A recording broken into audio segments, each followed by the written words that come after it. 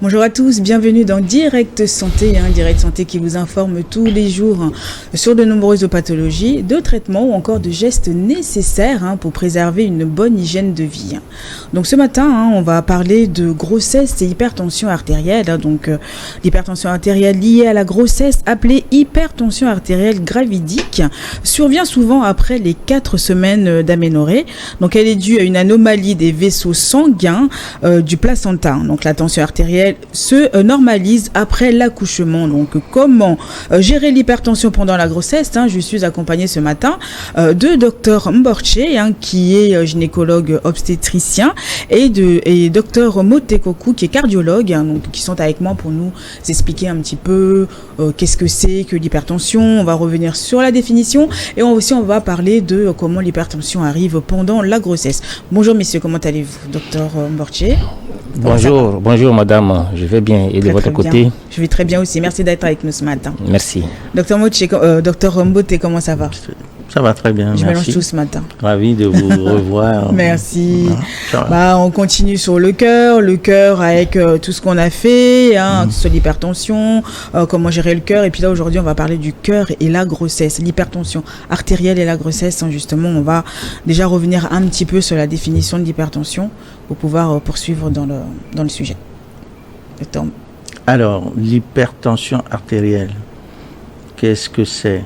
En fait, c'est une élévation anormale de la pression dans les artères. Les artères sont ces conduits-là, ces vaisseaux qui prennent le sang du cœur vers nos organes. On les appelle les artères. Donc, c'est une élévation anormale de la pression artérielle dans ces vaisseaux-là, même quand la personne est au repos. Voilà, il faut avoir cette notion-là. Donc, cette hypertension artérielle se définit par 2 éléments, que sont la pression artérielle systolique et la pression artérielle diastolique. La pression artérielle systolique, qu'est-ce que c'est? En fait, quand le cœur reçoit du sang, il joue un rôle de pompe. Il va pomper ce sang-là vers les organes. Et donc, quand il va se contracter pour pousser le sang vers les organes. Et donc, quand il se contracte, il va donner une pression au sang. Et cette pression-là que le cœur donne au sang va se répercuter dans les artères. Et le premier chiffre, la pression systolique, c'est ça, la systole, c'est la contraction du cœur. Donc, cette pression-là, elle ne doit pas dépasser 140 mm de mercure ou 14 cm de mercure. Ça, c'est la pression artérielle systolique. La pression artérielle diastolique, une fois que le cœur s'est contracté à chasser le sang, il doit se détendre complètement pour recevoir à nouveau du sang. Et donc, quand le cœur se détend, la pression dans les artères et même dans le cœur ne doit pas dépasser 90 mm de mercure. C'est ce qu'on appelle la pression artérielle diastolique. La diastole, c'est quand le cœur se remplit de sang. Donc, une hypertension artérielle, c'est la pression systolique qui dépasse 140 mm de mercure et ou la pression diastolique qui dépasse 90, qui est égale ou dépasse 90 mm de mercure. Voilà, donc en prenant les tensions, quand on voit ces chiffres-là, donc il faut se poser des questions en fait. Oui, il faut se poser des questions. Ouais. Même bien avant, les 140, tout dépend des facteurs de risque qu'on a, des conditions dans lesquelles on se trouve. Même déjà au-delà c'est-à-dire 135, on se pose déjà des questions. Donc, d'où l'importance d'où l'importance de la prise, de se faire, de consulter, de prendre l'attention. On peut juste rentrer dans une pharmacie et prendre sa tension, comme ça, mais il faut toujours se reposer 5 à 10 minutes avant la prise et en position assise. D'accord. Voilà. Et une personne qui n'a jamais eu de tension peut en avoir comme ça du jour au lendemain? Oui, pourquoi pas. Ouais. On peut, qui n'a jamais eu, parce que vous avez des prédispositions. D'abord parce que vous avez ce qu'on appelle des facteurs de risque, non modifiables. L'âge, à partir de 50 ans chez les hommes, 60 ans chez la femme, et la prédisposition familiale. Vous avez vos parents qui sont hypertendus, donc vous pouvez. Et puis vous avez à côté les facteurs de risque modifiables. l'obésité, le tabac, l'alcool. Un homme à partir de 14 verres d'alcool par semaine peut être hypertendu. Et une femme, c'est à partir de 8 verres d'alcool. Quand je dis 8 verres, c'est pas les bouteilles. C'est verre. Dans une bouteille de bière, 75 centilitres, il y a 2 verres et demi. Donc, il faut compter ça. Donc, apéro plus 20. Apéro plus 20, plus 20, tout ça. Il faut compter. Si ça dépasse 14 par semaine, c'est que vous appelez l'hypertension artérielle. Et puis, il y a le stress, la sédentarité. Oui. Il faut bouger. Une activité physique régulière d'une demi-heure, 3 fois par semaine, ça suffit largement à se protéger contre l'hypertension artérielle. Mais justement, docteur, selon l'OMS, environ 4 personnes sur 5 souffrant de l'hypertension artérielle ne sont pas correctement traitées. Et donc, ils disent comme quoi, donc, dans les... comment vous dire ça, mais si les pays peuvent étendre la couverture de traitement, donc... 76 millions de décès pourraient être évités entre 2023 et 2050. Comment faire face à ça, justement? Comment faire face à ça? Écoutez, ça, vous parlez de l'OMS. Bon, l'OMS, c'est le pouvoir public. Bon, bref, à notre niveau, qu'est-ce qu'on peut faire? Il faut, moi je dirais, informer, sensibiliser, détecter et traiter. Voilà ce que je dirais. C'est-à-dire que il faut que nous... D'ailleurs, pour soigner, il faut détecter. Oui. Pour détecter, il faut que le malade vienne consulter. Si le malade ne vient pas consulter, qu'est-ce que vous faites? Donc, normalement, je pense que nous devons aller vers les malades, c'est-à-dire que avec les campagnes de sensibilisation, tout ça, oui. Et chacun à son niveau peut le faire, c'est-à-dire que il faut pas forcément attendre que des associations, que les pouvoirs publics fassent ce travail-là. Chacun doit pouvoir dire à ses parents, à ses amis, à ses cousins, cousines que non, prenez votre tension au moins une fois. Allez au CMS du coin, allez dans une pharmacie, allez à l'USP, prenez votre tension, surtout à partir de 30 ans, prenez la tension, ne serait-ce qu'une fois par mois, et donc dès que c'est un peu élevé, vous aurez à suivre les instructions du personnel soignant, quoi. Donc détecter, quoi. C'est-à-dire que aller vers... Ce qu'on peut faire, c'est ça.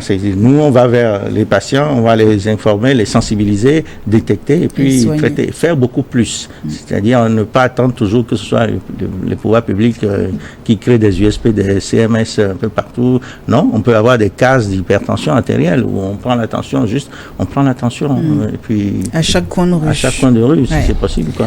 Chacun doit jouer sa partition. Est-ce que c'est le cas aussi, docteur Mborché?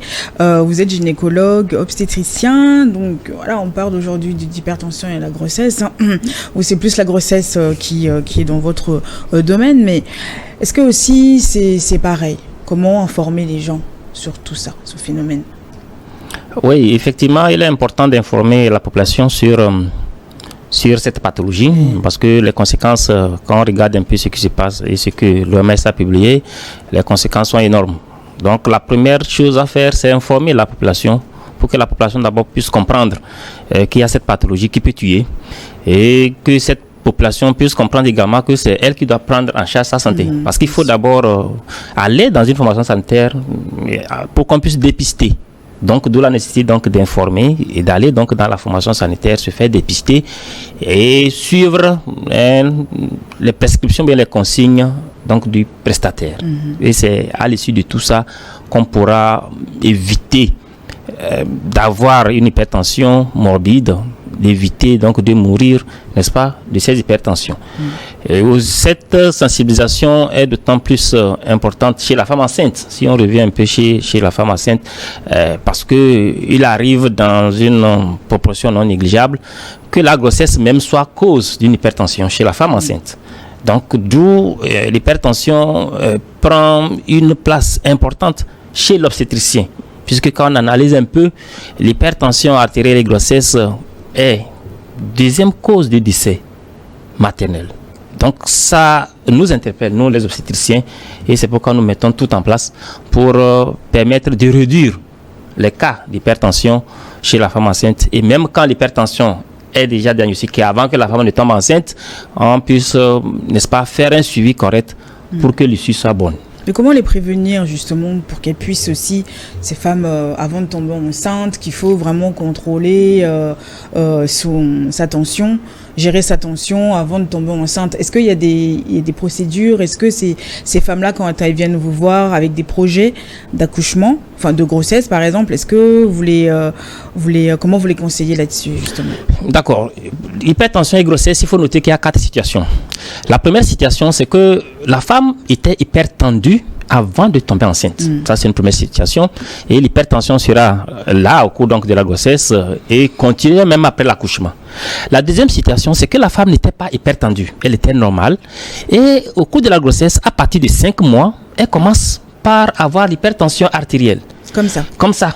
C'est à cause de la grossesse. Parce que la grossesse, en elle-même, peut être à la base donc, de l'hypertension, à partir donc de 5 mois. Donc, cette hypertension qui survient à partir de 5 mois peut être associée à une élimination donc, des protéines.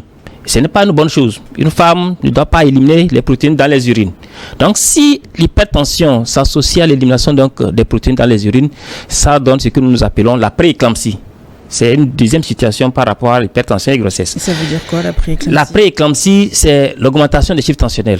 La tension artérielle qui est supérieure à 140 sur 90 mm de mercure, à partir donc de 5 mois, associée à la présence donc des protéines dans les urines. Normalement, une personne ou une femme ne devait pas éliminer assez de protéines dans les urines. Il y a une petite quantité qui est tolérée. Mais lorsque elle commence pas à en éliminer beaucoup, ça rentre donc dans le cadre de cette pathologie qu'on appelle la prééclampsie. Et c'est une pathologie qui est hautement mortelle. Et c'est une pathologie qu'il ne faut même pas souhaiter à ton pire ennemi. Parce que les complications de la prééclampsie, vraiment, c'est déplorable. La troisième situation donc, de l'hypertension et grossesse, c'est que cette femme-là qui avait l'hypertension avant la grossesse, qui a toujours l'hypertension au cours de la grossesse, il peut arriver qu'à partir de 5 mois, elle élimine les protéines donc, dans les urines. On qualifiera en ce moment donc de prééclampsie surajoutée. Mais donc, ça n'a rien à voir avec les reins. On verra après ça. Donc c'est un peu ça, prééclampsie surajoutée. Ça a un rapport avec le rein parce que le rein n'élimine pas les protéines. Donc le fait que le placenta ne soit pas correctement bien implanté, ça libère certaines substances. Et c'est ces substances-là qui viennent se déposer au niveau donc des reins. Ça bousille un peu les reins et ça facilite, n'est-ce pas, l'élimination de ces protéines. Donc, il y a le rein qui est touché. Et c'est pourquoi la prise en charge donc, de l'hypertension artérielle et de grossesse, ce n'est pas seulement l'affaire du gynécologue ou obstétricien, ni aussi également l'affaire donc, du cardiologue seul. Donc, c'est une prise en charge multidisciplinaire parce que chacun doit voir là-dedans. Il y a le cardiologue, l'obstétricien, le néphrologue et puis l'ophtalmologiste. Parce que ça agit également sur les yeux. Wow. Donc, c'est une prise en charge multidisciplinaire pour que cela soit vraiment au rendez-vous. Et la dernière situation qu'on peut avoir, c'est qu'il peut arriver que l'hypertension survienne à partir de 5 mois et que cette hypertension ne soit pas associée à la protéinurie. Donc, on qualifiera en ce moment donc d'hypertension artérielle gravidique. Maintenant, qu'est-ce qu'il faut faire? Il faut faire pour minimiser, n'est-ce pas, ces genres de situations. Si la femme était déjà hypertendue, c'est en commun accord avec le cardiologue, c'est de planifier le suivi de cette femme-là pour que cette hypertension soit contrôlée au cours de la grossesse. Ça, c'est très capital. Maintenant, si elle n'est pas hypertendue, elle n'était pas hypertendue avant la grossesse et que c'est au cours de la grossesse, il faut qu'au début de la grossesse, qu'on puisse rechercher certains facteurs de risque qui peuvent être à la base donc, de la survenue donc, de l'hypertension artérielle gravidique.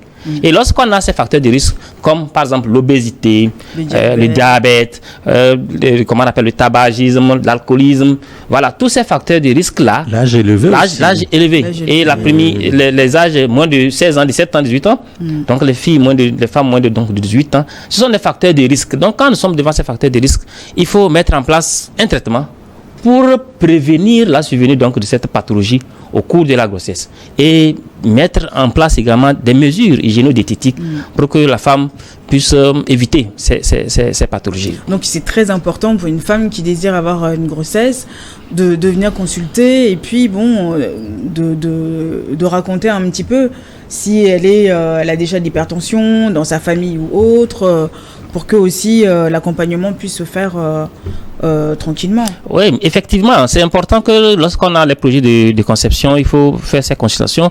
Et c'est là où la consultation prénuptiale ou la consultation préconceptionnelle devait prendre toute sa place. C'est ça. Mais malheureusement, dans notre contexte, ça ne se fait pas.